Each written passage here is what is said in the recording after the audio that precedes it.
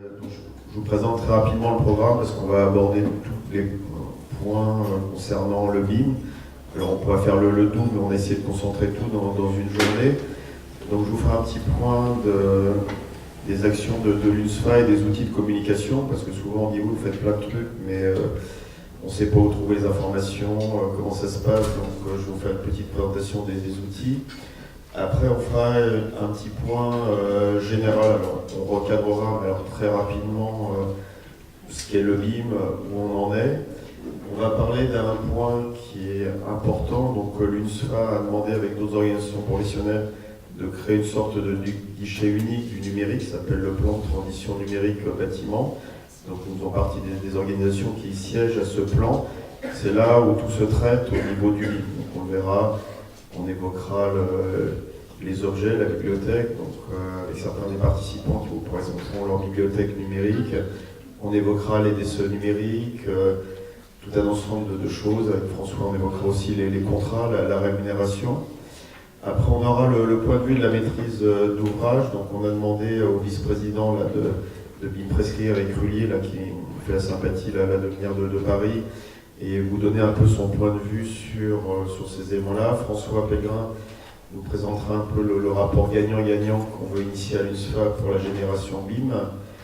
On présentera, alors ça c'est quelque chose qu'on avait fait à Montpellier l'année dernière, au lieu que ce soit les éditeurs qui présentent leur logiciel, on a demandé que ce soit les cabinets d'architectes. Donc, parce que souvent on nous demande, alors est-ce qu'on fait Allplan, est-ce qu'on fait Revit, est-ce qu'on fait Archicad, Vectorworks. Donc je pense que le mieux c'est que ce soit les confrères qui les présentent, sans langue de bois, dire les avantages et les inconvénients. Nous, à l'UNSFA, on préfère parler de logiciels BIM. Donc après, il y a une offre qui est variée. Donc cette présentation-là, nos partenaires, donc on aura une petite présentation. Alors c'est important quand on fait le BIM de se former. Donc il y aura une présentation des formations du GEPA, pas de BIM sans formation, avec quelques offres qu'on avait montées à l'UNSFA qui s'appelait le kit BIM. Donc vous entendrez souvent le kit BIM, juste une petite info, c'est quelque chose qu'a déposé l'UNSFA. Donc la marque en fait kit BIM UNSFA nous appartient. Donc vous entendrez que kit BIM, vous penserez à nous. Donc les offres logicielles, matériel et formation. Nos amis industriels nous proposeront un petit peu comment se constituer une bibliothèque numérique, parce que quand on démarre dans le BIM, il faut avoir des objets, comment ils sont organisés. Donc il y aura quelques présentations.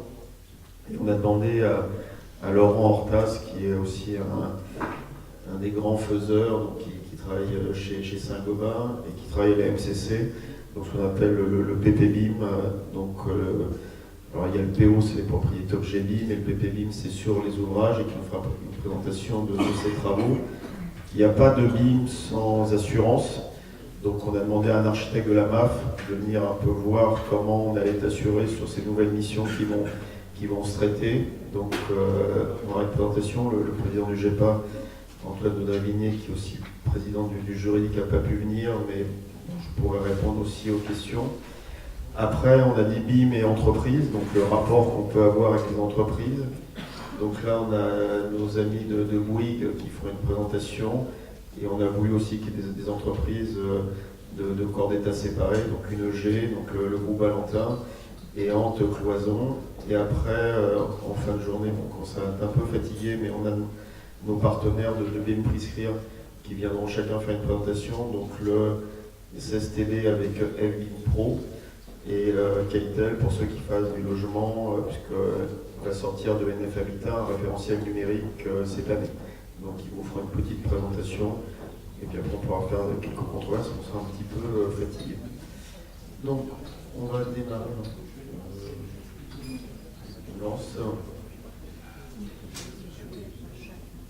Alors, on y va.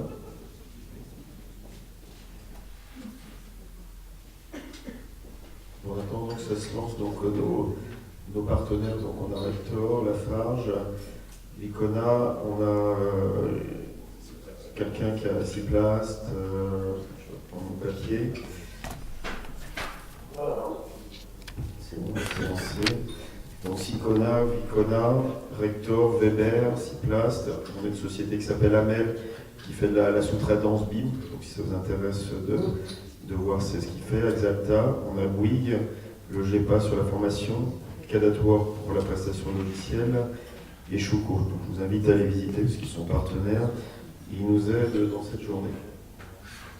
Ça marche pas, bien sûr. C'est où, hein? Ok. Donc la communication au sein de la communication BIM au sein de l'UNSFA. Donc vous avez sur les chaises un petit livret qui est le livret 3, donc qui fait un petit point. C'est un livret qui est ouvert. Donc si au niveau du Rhône il y a des gens qui veulent intervenir dans ce livret, ils sont bienvenus. Donc on fait ce livret maintenant tous les ans à l'occasion du congrès. Donc ce document existe.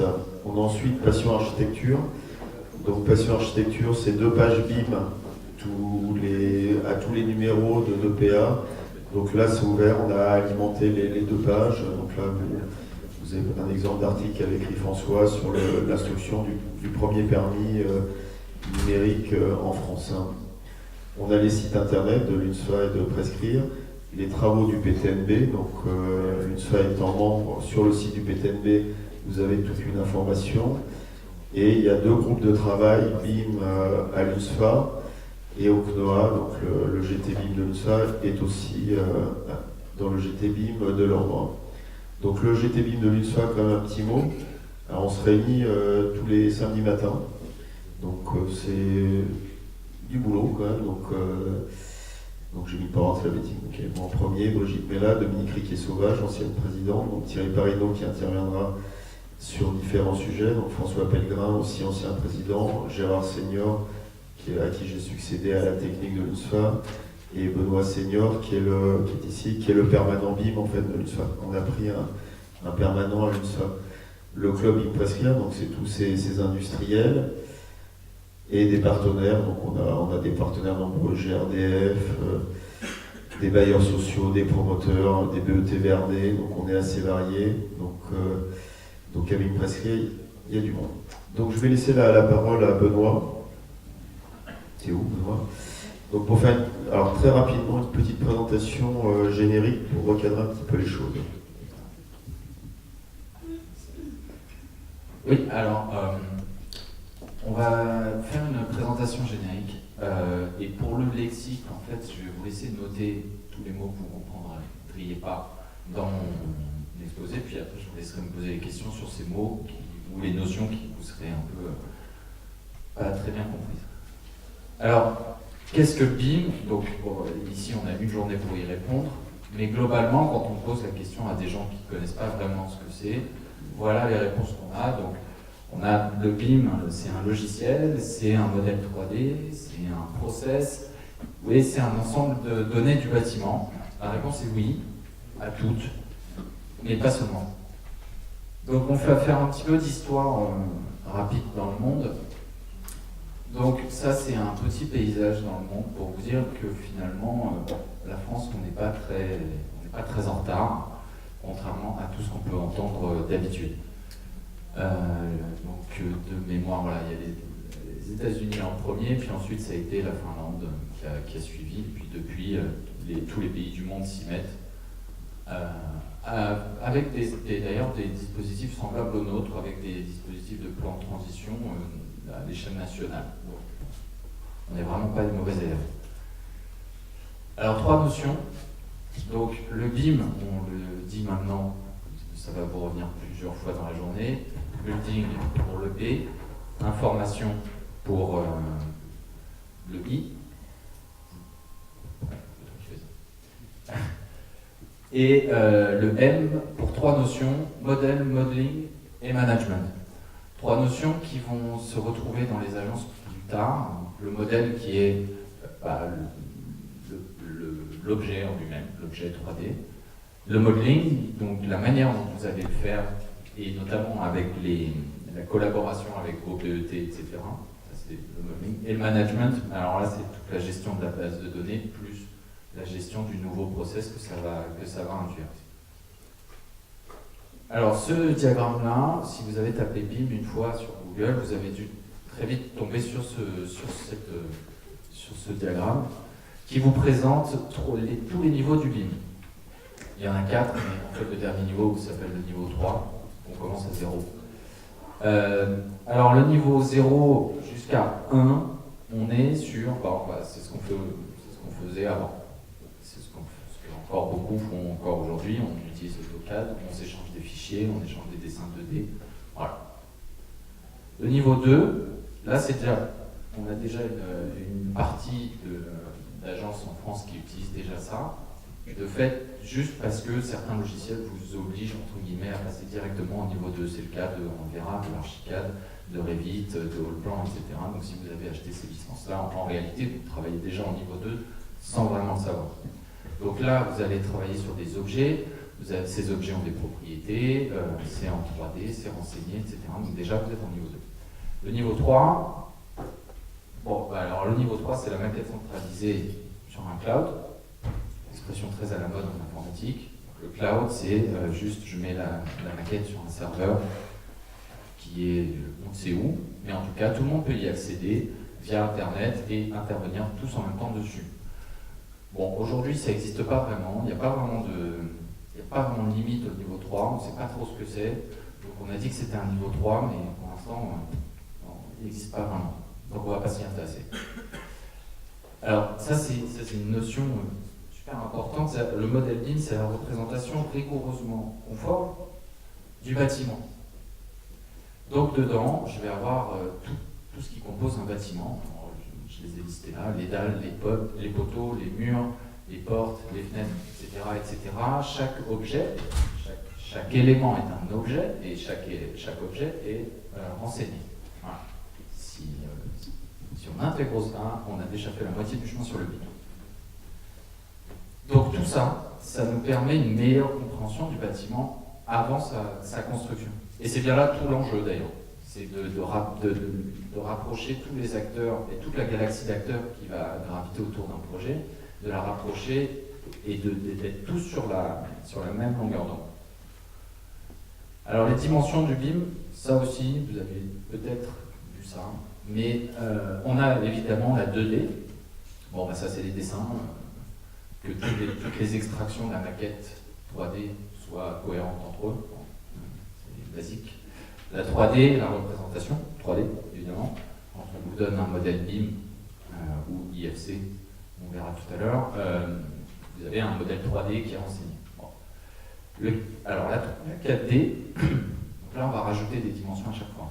4D, c'est quand on va rajouter la dimension du temps, donc on va être capable d'intégrer un phasage ou des plans d'installation de chantier, ou tout ce qui a trait carrément au planning chantier en 3D.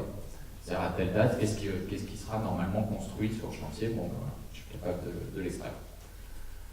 La 5D, la dimension économique, je suis capable de dire que chaque élément a un prix, que mon bâtiment vaut quelque chose, que chaque composant de mon bâtiment vaut quelque chose, donc je suis capable de tout isoler et de tout retrouver. La 6D, dimension énergétique, de la même façon, les murs ont des performances thermiques, les fenêtres aussi, bref, tout ça c'est renseigné dans les objets. La 7D, la gestion et l'exploitation maintenance, et ça on s'y intéressera tout à l'heure, mais effectivement une maquette IFC dans un format interne, on peut tous utiliser, vous intégrez évidemment la gestion et l'exploitation maintenance, c'est eux qui vont utiliser votre maquette là-dessus en fait. Bon, etc., etc., il y en a plein d'autres, des dimensions. Donc on construit avant de construire, et ça nous évite ça.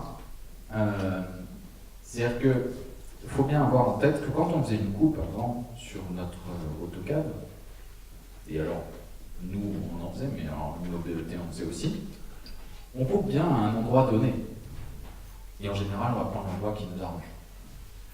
Donc, ici, en fait, ça va nous permettre de voir, par exemple, cette canalisation, qui était très bien dessinée en 2D à l'époque, et que tout marchait, on ne voyait pas de problème. Bah, on voit ici qu'elle va rentrer en conflit avec l'armature de la gaine à côté. Voilà. Donc ça, ou voilà, la gaine qui passe au travers de la poutre, ou qui n'est pas très bien calée, et du coup, le BIM nous permet de mettre en lumière ce genre d'événement qui d'habitude on s'en rend compte très tard. Donc une organisation traditionnelle, très schématique, un client, un architecte et quelqu'un qui construit. On les lie par contrat, évidemment, et on demande à l'architecte et celui qui construit d'échanger des informations et de monter le projet. Et là, c'est dans cet échange d'informations qu'il y a un risque d'erreur, de ressaisie, parce que je lui donne mes plans, mais lui il va ressaisir ses trucs, etc. etc. À chaque fois qu'on ressaisit, on multiplie le risque d'erreur. Et l'organisation BIM, c'est qu'on va amener donc les informations et donc les risques de déperdition de données, etc., liés à la ressaisie. Comme on ne va plus les ressaisir, bah, du coup, elles vont se retrouver au centre, donc du coup, on va tout diminuer. Alors, où est-ce qu'on en est aujourd'hui? Alors, on est parti de la table à dessin. Je suis sûr qu'ici, il y en a qui s'en souviennent. Ensuite, on a eu une première révolution du numérique, entre guillemets. On a juste fait rentrer une table à dessin dans un ordinateur. N'est-ce pas trois pattes à un canard, je vous dis. Et aujourd'hui, on va rentrer les acteurs dedans. Et c'est là toute la dynamique du BIM. Alors ça, c'est pas une courbe à moi, c'est une courbe d'une agence, je crois, américaine, McLeamy, qui s'est intéressée à la courbe d'effort en fonction du temps sur lequel je vous ai mis du coup les phases d'un projet. On voit que le pic d'effort arrive au moment de l'exé. C'est là qu'on va blinder les détails, les coupes, les machins. Alors là, on fait des dossiers très gros, et c'est là qu'on fournit le maximum d'efforts. Voilà. La première courbe, celle qui part de tout en haut et qui va tout en bas à la fin, c'est la possibilité de contrôler les coûts. Évidemment, en phase programme, vous êtes en pleine maîtrise, ou même en phase conception, on va dire. Vous êtes en pleine maîtrise des coûts, puisque vous pouvez changer de solution un peu n'importe quand. Vous n'avez pas vraiment beaucoup d'impact économique là-dessus. Par contre, si vous changez en cours de route et au moment de la construction, vous avez de moins en moins la possibilité de le faire. Et l'autre courbe, c'est le coût du changement sur la conception. Donc vous faites des changements sur la conception, en phase conception, ça a un coût minime. Par contre, quand vous avez fait, entre guillemets, une erreur, où vous voulez changer quelque chose sur la conception en pleine phase construction, là, ça va coûter très cher. Et c'est quand donc ça se croise au milieu de l'exé en général, c'est là qu'on s'aperçoit, bon, alors, les garde-corps en verre que j'avais prévus, tous ces trucs très jolis que j'avais prévus, ils ne rentrent plus dans l'enveloppe parce qu'on a eu à régler des problèmes. Et du coup, pour rentrer dans l'enveloppe, c'est les finitions qu'on va dégrader. S'il ne reste que ça à dégrader. Donc le BIM, c'est se rendre compte de ces petites erreurs, de ces conflits, on va appeler ça des conflits, on va les ramener bien plus tôt. Donc on va faire plus d'efforts à la conception, ce qui est quand même une belle promesse, et qui marche plutôt bien d'ailleurs. Donc on va ramener ce pic d'effort que vous voyez à l'exé, on va le ramener en conception, pour qu'ensuite les phases qui en découlent soient plus simples. Alors qu'est-ce qu'il nous reste à faire? Ah voilà. Aujourd'hui, on est entre les deux, là. On est entre le niveau 1 et le niveau 2. Ça, c'est pour la France. Alors, si on fait le déroulé schématique d'une opération BIM, on a le lancement de l'opération, et là va se lancer une phase qu'on appellera ici le BIM programmation, dans lequel votre maître d'ouvrage, normalement, devrait vous fournir un cahier des charges BIM. C'est-à-dire, qu'est-ce que je veux? Qu'est-ce que vous allez me fournir en BIM? Et pour répondre à ça, vous allez écrire un protocole ou une convention BIM dans lequel vous allez dire, bon voilà, pour vous fournir tel document ou tel fichier ou telle donnée, voilà comment je vais le faire, et voilà avec qui, et tel PET devra me donner tel fichier ou telle information. Ensuite, on démarre le BIM conception avec le PC numérique que François Pellegrin, on l'a vu tout à l'heure, a expérimenté. On s'arrête au DCE numérique, on entame le BIM construction, on fait des mises à jour de la maquette sur le chantier, en fonction des produits mis en œuvre, effectivement, ce qui nous amène logiquement au DOE numérique, puisque la maquette sera tenue à jour pendant le chantier. Et le DOE numérique, on le donne au maître d'ouvrage, qui l'intégrera dans ses logiciels d'exploitation, etc., etc. Donc, concrètement, on part d'une maquette architecte, on en découle une maquette structure, ensuite les réseaux, la plomberie et les lecs. Et toutes ces maquettes-là, elles vont travailler en concordance avec la maquette architecte. Donc, du coup, elles vont se répondre. Donc, si la structure nous dit bah, notre mur il est trop fin, ou on n'a pas prévu assez de poteaux, bah, nous on va le voir. Et lui aussi. Alors, les niveaux de développement, notion un peu pas évidente, mais on va essayer. Niveau de développement, c'est le niveau de précision de votre maquette. Donc, ça fait partie du cahier des charges de votre maître d'ouvrage qu'on a vu avant. Nous, alors c'est Syntec qui a essayé de mettre en place les niveaux de développement et de les traduire, parce qu'en fait c'est une traduction de ce qu'ont fait les Américains. Donc nous, plusieurs niveaux de développement, le ND1, une géométrie très simple, qui s'apparente un peu à l'esquisse. Le ND2, où on devient un peu plus précis, donc c'est un peu plus un APS, voire un PC. Le ND3, APD, Pro, DCE, là on commence à rentrer un peu dans le détail. Le ND4, l'exé, alors là c'est le pic de la taille de la maquette. Alors là, c'est là qu'on embarque tout. Et le DOE, alors là on expose tout, c'est que là en plus on a les fiches produits, on a toutes les réglementations qui sont embarquées là-dedans. On a une tonne d'informations qui sont stockées dans cette maquette-là. Ouais, je ne l'avais pas mis. Le ND6, entre guillemets, ça va être l'étape où le maître d'ouvrage va récupérer la maquette et va devoir l'intégrer dans ses logiciels d'exploitation. Mais là, la géométrie, ça l'intéresse quasiment plus. Donc, du coup, on va se retrouver avec un ND6 qui repart un peu comme au ND1, mais chargé de toutes les informations.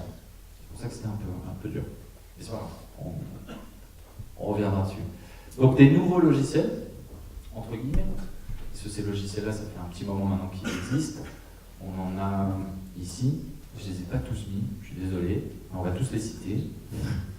On a Revit, chez Autodesk, on a Archicad évidemment, on a Allplan, on a Rhino et Bentley. Voilà. Et Vectorworks. Voilà, comme ça on les a tous. Ça c'est tous les logiciels archi, ils sont tous BIM compatibles, aucun problème.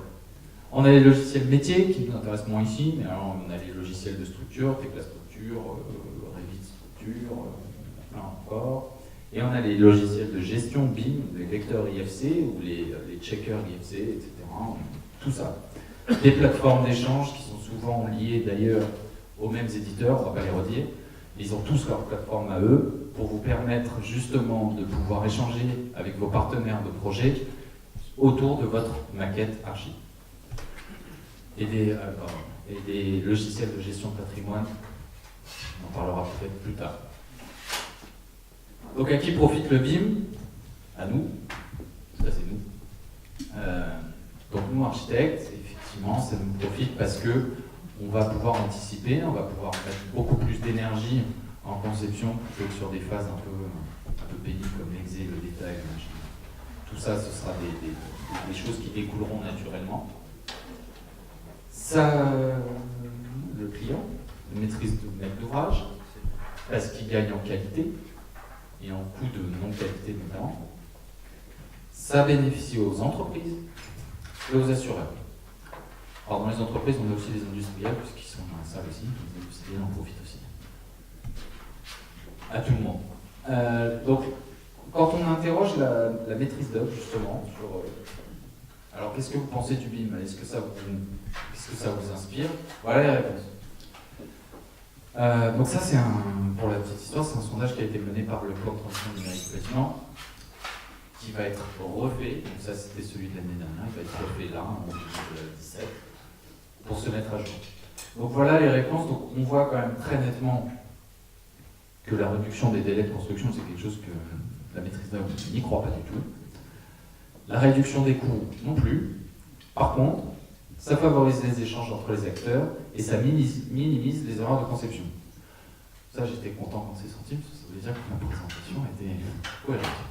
Donc voilà les avantages perçus par les architectes. Un petit mot pour les entreprises, quand on leur demande. La coordination au sein du groupement et la visualisation des intentions des concepteurs. Voilà. Eux, ils sont plus mitigés avec d'autres réponses. Mais globalement, ce qui s'en détache, c'est la coordination au sein d'un groupement et la visualisation des intentions des concepteurs. Donc là, il y a une demande, en tout cas, de meilleure compréhension du projet. Donc la vraie promesse du BIM, c'est une meilleure conception pour une meilleure réalisation, pour ensuite une meilleure exploitation. Et voilà, donc ça, c'est rentré dans le rond du BIM. Voilà. Et voilà, donc là, on va passer au port de transition numérique. Merci Benoît.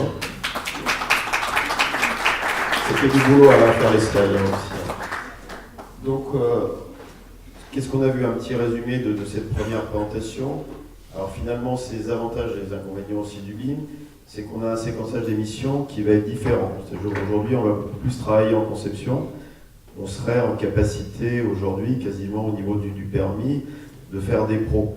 La question, on l'évoquera après avec notre maître d'ouvrage, Eric Roulier vient d'arriver, c'est est-ce qu'on va être payé pour ça aussi? Bon, c'est un élément de rémunération, parce qu'on est capable de faire quelque chose, on serait capable de faire des maîtrises, on serait capable de faire la synthèse. Est-ce qu'on va être payé de ces nouvelles missions? Et ça, c'est des vrais enjeux. Et un discours qui peut être différent entre les marchés publics, les bailleurs sociaux, la maîtrise d'œuvre privée. Donc ça, c'est un élément important. Donc tous les sujets, le plan de transition numérique bâtiment, puisqu'on en fait partie, donc on demande qu'ils soient traités. Donc les contrats, c'est un élément qui est traité. Il y a plein de choses. Alors quels sont les travaux aujourd'hui qui sont menés alors, pour reprendre un petit peu ce que j'ai dit, donc le but c'était le BIM pour tous. Donc on a demandé au gouvernement de créer une sorte de guichet unique. On se retrouvait toutes les organisations professionnelles. Donc on verrait, c'était créé en 2014. Bon, il y a des échéances électorales puisque c'est 2017. Donc aujourd'hui, on n'a pas de certitude que le plan de transition numérique bâtiment va avoir une suite. C'est lié aux élections. On a commencé, il n'y avait pas d'argent. Donc on a dit, quand même c'est bien, mais là on lançait un plan et donc il y a eu un financement, 20 millions d'euros qui ont été mis en place. Donc c'est quand même quelque chose. Donc quelqu'un du ministère des Finances m'a dit TTC. Voilà. Donc, bravo. J'ai dit oui, on fait le numérique avec 20 millions TTC. Donc une durée de vie de 3 ans. Donc l'implication de toutes les filières, ça c'était important. Donc il y a 14 organisations professionnelles. Vous les avez toutes citées. Donc on est avec la maîtrise d'ouvrage public, l'Union, la FPI, la Fédération des promoteurs immobiliers, donc la maîtrise d'œuvre. Donc on a un représentant UNSFA et le CNOA, Sinov c'est les BET, Syntec les grands BET, l'Intec les économistes, Coprac les contrôleurs techniques, toutes les entreprises, la CAPEM et la FFB, les industriels présentants et les assureurs, avec entre autres la QC qui est l'agence qualité construction. Donc on est tous ensemble. On s'est donné après une feuille de route dans ce PTNB. Donc il y avait un mot qui était important, c'était, et avec le président Delcamp, ce que l'UNSFA l'a porté, c'est donner envie aux acteurs. Si déjà la transition BIM c'est perçu comme une contrainte, il n'y a pas de réussite derrière. Donc il fallait qu'on donne envie, qu'on se donne des outils, donc des réunions comme ça, on espère à la fin les gens ont envie. Donc ça c'était le point numéro 1 et on l'a mis volontairement en axe 1. Après il fallait accompagner la compétence de tous les professionnels. Donc c'est vrai qu'on a commencé, on est avec les artisans, on est avec les entreprises, on est avec les promoteurs. Donc comme tout changement, il y a un peu une défiance, il y a des choses qui sont pas... Là on a passé ce seuil. Aujourd'hui, 100% des organisations sont prêtes à y aller. Donc il n'y a plus de sujet pour y aller. Après c'est les moyens, comment on va se former, comment on va y aller. Donc ça on va accompagner. Et après on voit que doit se développer un écosystème numérique de confiance. Il y a, et Benoît l'a esquissé, il y a la notion de plateforme.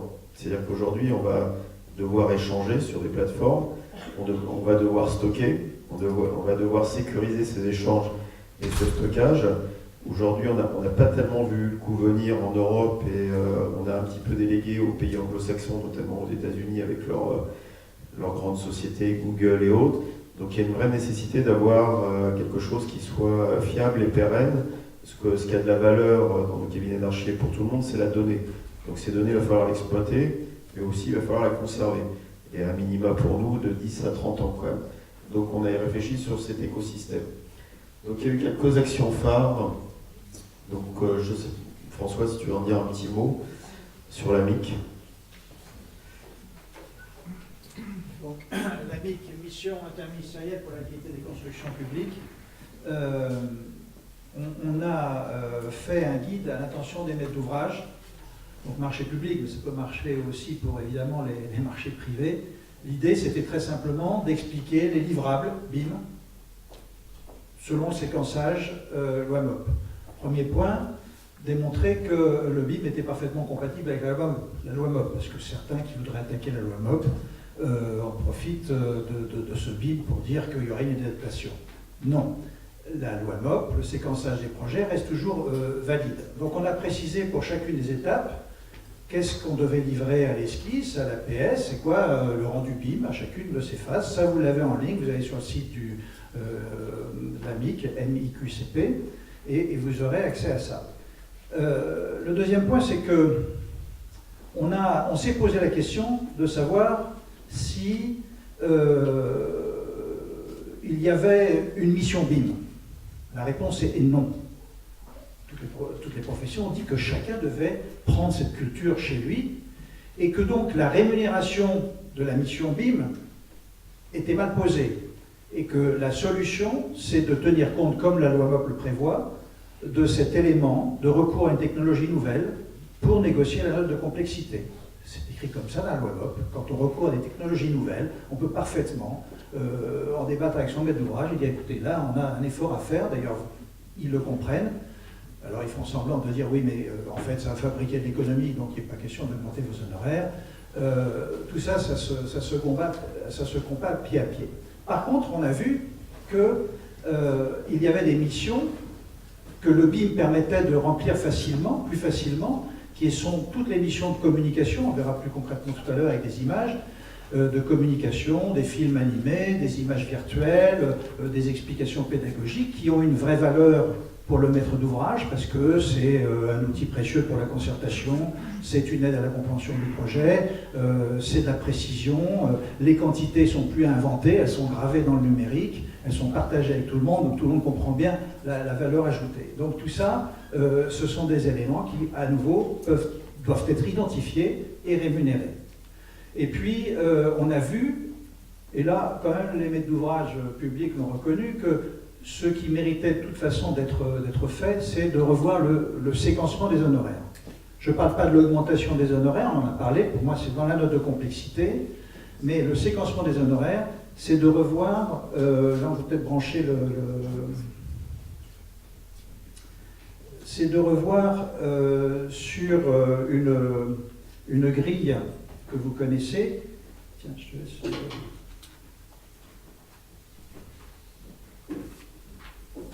On prend la répartition des missions traditionnelles dans la loi MOP et faut que je trouve le bon slide. Voilà. Alors, j'ai mis à gauche les phases que vous connaissez, en rose, esquisse, APS, APD et autres. J'ai mis en orange dans la colonne du milieu le séquencement traditionnel selon le guide. Qui est le guide, hein, c'est pas la loi, c'est le guide de rémunération. Donc là, il y a toute la souplesse pour bouger ça. Il n'y a pas besoin de refonder la loi. Donc on avait 4 à 6% à l'esquisse, APS, bon, je ne vous dis pas ces choses que vous connaissez.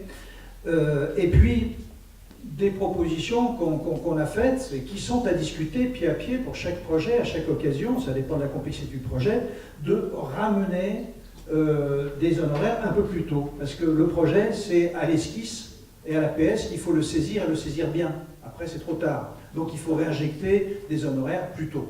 Donc ça, les maîtres d'ouvrage, sous réserve qu'on ne mette pas 70% des honoraires en phase conception et 30% en phase chantier, ils sont globalement d'accord pour revoir ce séquencement, un peu plus à l'esquisse, à l'APS, à l'APD, APS, APD, et un peu moins au pro, puisqu'on a vu tout à l'heure qu'on allait faire un peu plus de choses plus tôt.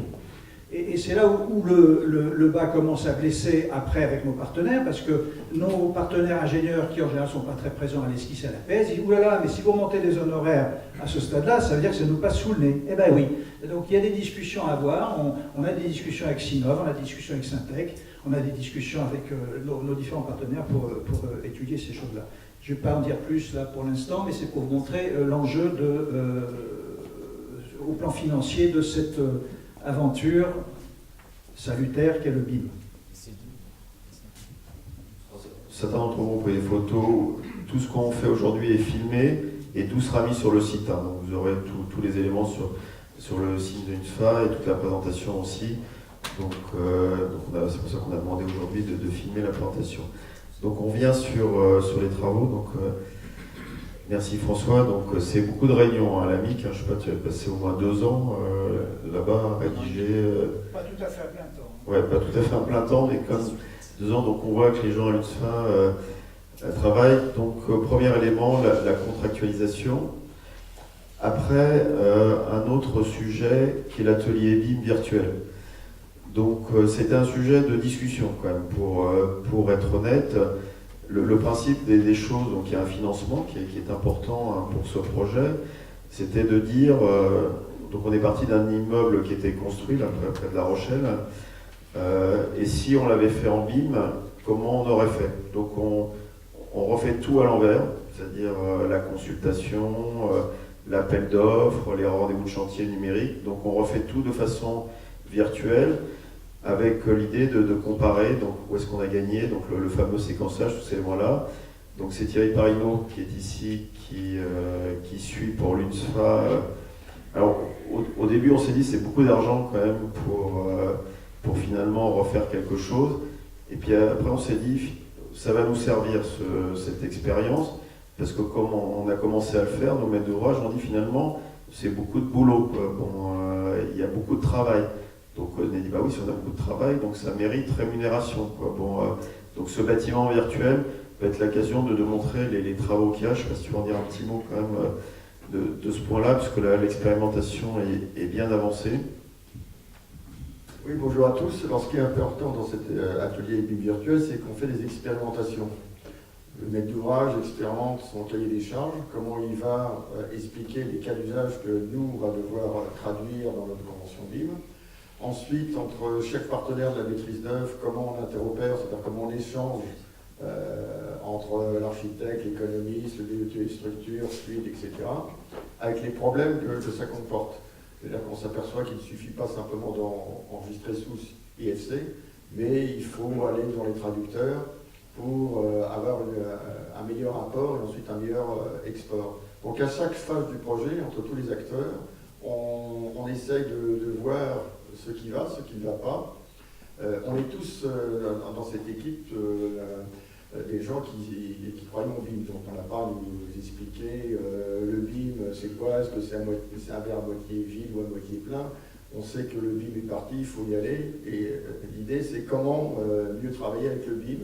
On va rédiger quelques fiches, il y aura une communication à partir du 16 décembre, et on pourra déjà le communiquer dans un premier temps à tout le monde. Chaque fédération se tournera vers ses membres pour expliquer, on est à la phase DCE, comment on en est, comment on travaille, et finalement quels sont les apports de qualité. On s'aperçoit effectivement que le coût de la qualité, qui est à peu près de 50 € par mètre carré par an, peut être réduit grâce au BIM, parce que, comme l'a expliqué Benoît, on a des problématiques d'autocontrôle interne. Vous pouvez prendre des logiciels comme ce Libre Model Shaker, qui vérifie la concordance de votre propre maquette, ensuite de la maquette archi, la maquette structure, quand il y a le CVC, à toutes les phases du projet, on s'aperçoit qu'il y a un plus. Et la maîtrise d'ouvrage, alors là c'est le projet ABV est porté par l'Union des HLM, avec le même office de l'agglomération de La Rochelle qui a construit le bâtiment réel et qui s'occupe du bâtiment virtuel. Et là, ils se sont dit, oui, il y a vraiment un travail de plus fait par l'architecte, aussi par la maîtrise d'œuvre, et qu'il faut le rémunérer. Il y a le problème du management BIM. Même si au sein de chaque structure, il y a un manager BIM, il faut quand même un manager BIM général au niveau de la phase conception, ensuite au niveau de la phase réalisation, pour que la convention BIM soit réécrite au fur et à mesure et évolue, s'actualise. Comment on échange, à quel niveau, quels sont les points de blocage, comment on peut les résoudre. Donc, ce qui est intéressant, c'est qu'au départ, l'Union HLM disait la maquette BIM, moi je ne la paye pas, ce que je veux c'est le résultat. Vous travaillez en crayon, vous travaillez en BIM, après je veux un immeuble de qualité. Puis ils se sont aperçus qu'avec le BIM, d'une part, il y avait une transparence, une traçabilité, une cohérence. Ils pouvaient montrer le 3D, il ne suffisait pas de bien lire les plans. Là, un néophyte pouvait voir le projet. On va vous projeter tout à l'heure un petit film qui est extrait de la maquette numérique. Donc il y a une bonne communication, c'est ce que disait François parmi les missions complémentaires, et ça ils en sont conscients. Ça a un coût parce qu'on apporte des choses en plus. On leur a expliqué qu'également les avantages, le DOE numérique va leur permettre une exploitation. Donc ce projet, on était un peu réticents au départ, on s'aperçoit que finalement tous les acteurs se disent tiens c'est pas mal, ça nous apporte des choses, ça nous explique quels sont les avantages, et finalement les réticences du début sont peu à peu atténuées. Donc on continue, on doit le livrer en mars 2017. Parfait. Donc on va le finir en mars 2017 avec la livraison d'un DOE numérique pour montrer à l'Office, son service gestion patrimoniale, comment lui va travailler avec des logiciels spécialisés qui récupèrent le format IFC.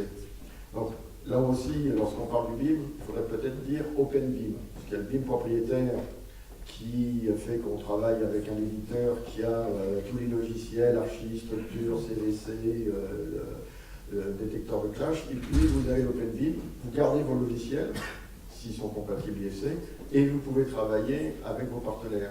C'est ainsi que dans ce projet, je suis sur Archicad, je travaille avec des gens qui sont sur Revit Structure, je travaille avec des gens qui sont sur Tecla Structure, avec Tecla BIM, Revit BIM, Plan Canva, et chaque fois, on s'aperçoit que même s'il y a des difficultés, on arrive à les résoudre assez facilement.